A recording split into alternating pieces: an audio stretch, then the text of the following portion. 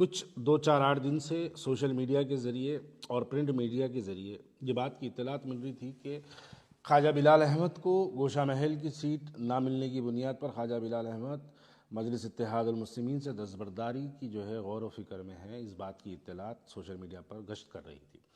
मैं आज इसकी वजाहत करने के लिए आपके दरमियान में आया हूँ।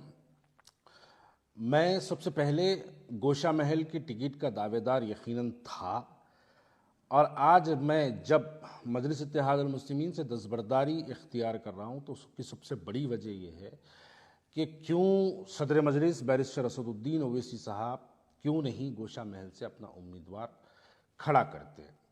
अब इसके ऊपर ये एक ऐसी टॉपिक है जिसके ऊपर बहुत कुछ बोला जा सकता, बहुत कुछ सुना जा सकता, और हर एक की अपनी अपनी एक अलग अलग थॉट है। लेकिन मैं आज इस बात को यहाँ पर क्लियर कभी करना चाहता हूँ कि गोशा महल के अंदर, गोशा महल असेंबली कॉन्स्टिट्यूंसी के अंदर टोटल वहाँ पर मुसलमानों की तादाद 79,000 यानी करीब 80,000 की लिस्ट अक्टूबर के महीने में जारी की गई थी। अभी फाइनल लिस्ट इलेक्शन से 2-8 दिन पे 10 दिन पहले कुछ जो है आएगी, जिसके अंदर कुछ बढ़ेंगे या फिर कुछ कम होंगे। तो चलिए मान के चलते हैं कि 80,000 मुसलमानों की तादाद, हम इसको मान के चलते हैं 80,000 की तादाद वाला वो कॉन्स्टिट्यूंसी है।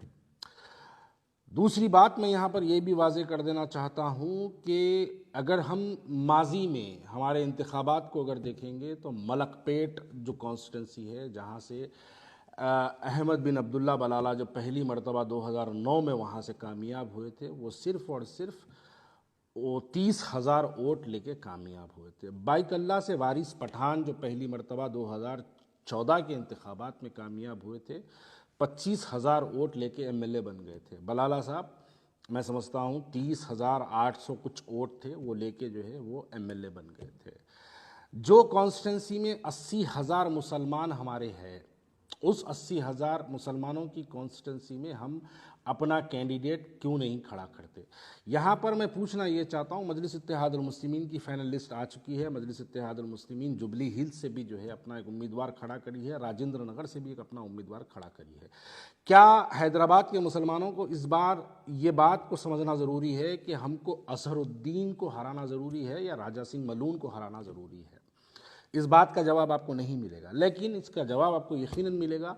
हिकमत अमली समझो कुल हिंद मजलिस इत्तेहादुल मुस्लिमीन की हिकमत अमली के नाम पे मुसलमानों के जज्बात से जो है हमेशा खेला जाता है।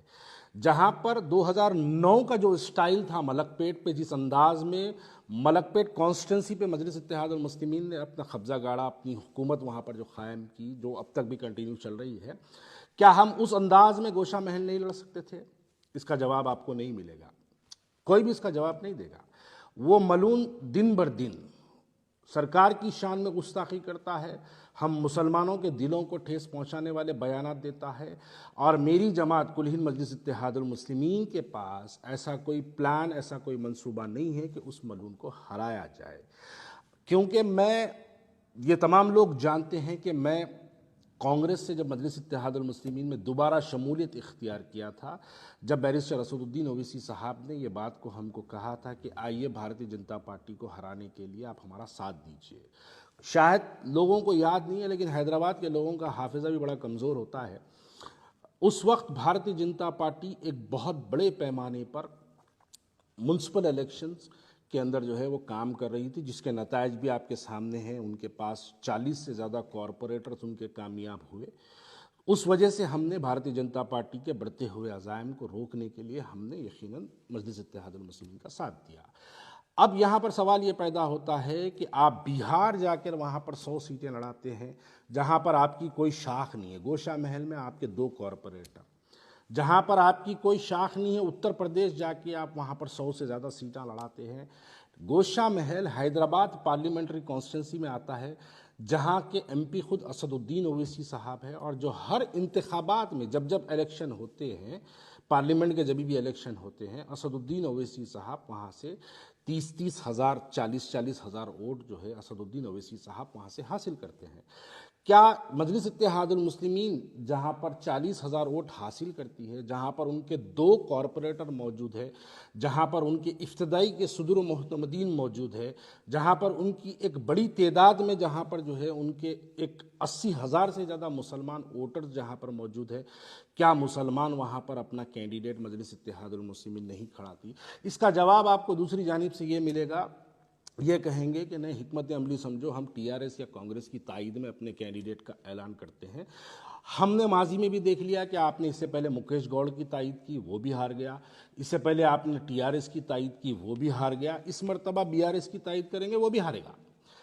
आपके पास कोई मंसूबा नहीं है। क्यों? ऐसी क्या बात है जो राजा सिंह को जो है आप इतनी शिद्दत से मोहब्बत करते हैं कि उसको आप बार बार कामयाब कराना चाहते हैं? अब मैं वाज़े तौर पे कह दूं, आने वाले पार्लियामेंट इलेक्शन में आप देख लीजिए, उस मलून को भारतीय जनता पार्टी का कैंडिडेट बनाया जाएगा पार्लियामेंट इलेक्शंस के लिए हैदराबाद के। जैसे ही वो कैंडिडेट बनेगा, ये तमाम जितनी शिकायतें हैं आपके मेरे जैसे लोगों को, जितने भी लोगों को जो है नाराज़गियाँ हैं, ये तमाम नाराज़गियों को बुलाया जाएगा और फौरी इस मलून को ला के आपके सामने खड़ा कर दिया जाएगा। हैदराबाद के मुसलमान जज्बाती नारे लगाते हुए निकलेंगे अपने मकानों से, भारी अक्सरियत से मजलिस इत्तेहादुल मुस्लिमीन को कामयाब कर दी। इस वजह से मजलिस इत्तेहादुल मुस्लिमीन हमेशा एक ऐसे फ़िरका परस्त चेहरे को हैदराबाद के अंदर सियासी तौर पर ज़िंदा रखती है। आप अगर उसकी तारीख देखेंगे तो वो बदमबाल रेड्डी की शक्ल में कभी ज़िंदा रहा, कभी आले नरेंद्र की शक्ल में ज़िंदा रहा, कभी इस मलून की शक्ल में ज़िंदा रहा, कभी बंडारू दत्तात्रेय की शक्ल में ज़िंदा रहा, कभी किशन रेड्डी की शक्ल में जिंदा रहा। तो ये हमेशा इस तरीके से मजलिस इत्तेहादुल मुस्लिमीन एक अपने फ़िरका परस्त चेहरे को जिंदा रखती है। अरे हमने बाइकल्ला के अंदर, महाराष्ट्र के जब इलेक्शन हुए, बाइकल्ला के अंदर 25,000 वोट लेके हैदराबाद, 25,000 वोट लेके बाइकल्ला से वारिस पठान वहाँ से जो है एमएलए मुंतखब हो गया। मलकपेट को जब आप देखेंगे, मलकपेट के अंदर 30,000 वोट लेके अहमद बिन अब्दुल्ला बलाला पहली मरतबा एमएलए बन गए।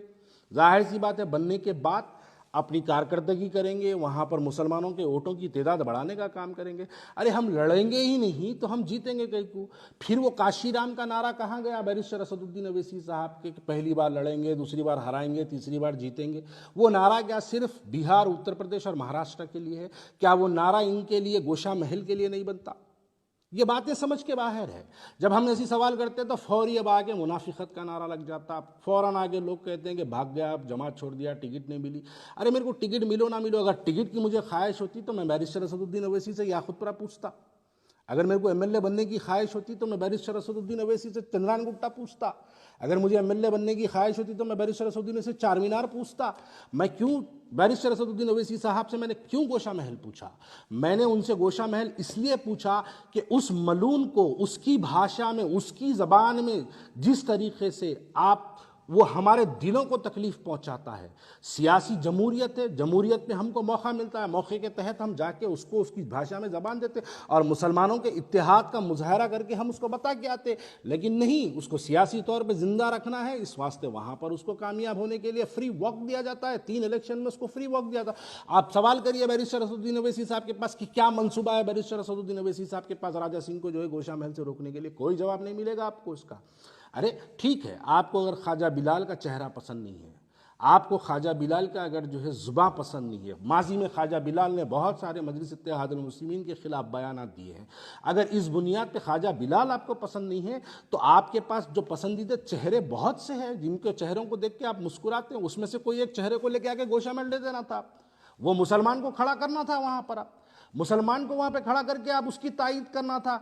बीआरएस के जो आपके जो ताल्लुकात है, उस ताल्लुकात की बुनियाद पे बीआरएस से आप एक अच्छे से हिंदू कैंडिडेट को लाना था और उसको बोलना था कि तुम मुस्लिम बस्तियों में इंटर मत हो, हिंदू बस्तियों में जाओ, काम करो, उनके वोटों को आप पोलराइज कराना था, जैसा आप करते हैं, जैसा आप फिरोज खान के लिए करते हैं, जैसा नामपल्ली के लिए आप करते हैं, जैसा मलकपेट के लिए आप करते हैं, जैसे याकुतपुरे के अंदर हिंदू वोटों को बाइफिकेट करने के लिए आप काम करते हैं, वैसे ही लेके जाके राजा सिंह के खिलाफ में आप टीआरएस से एक हिंदू कैंडिडेट को वहाँ पर डलाना था और केटीआर जो आपके मामू भांजे जो भी है, आप उनके जरिए उसको इंस्ट्रक्शंस पास करना था कि मुस्लिम बस्तियों में काम नहीं करना, मुसलमानों की 80% है, तुम जाओ हिंदू बस्तियों में काम करो।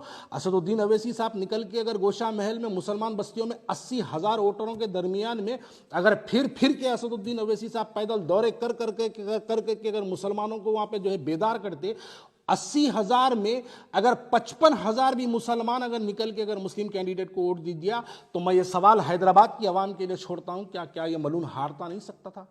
अरे जाती पैसा हम लगा देते, लोगों से चंदा मंग के लेके जाके गोशा महल लड़ा देते अगर आप किसी मुसलमान को देते। मैं अपनी जात के तौर पे अल्लाह के फजलो करम से चंदे की जरूरत नहीं है, मैं अपनी जात से 2, 4, 8 करोड़ लगाता, गोशा महल उसके वो मलून के खिलाफ में इलेक्शन लड़ता और ये बताता कि उसको मुसलमानों का इत्तेहाद ये होता है। लेकिन इसका कोई प्लान नहीं है आपके पास।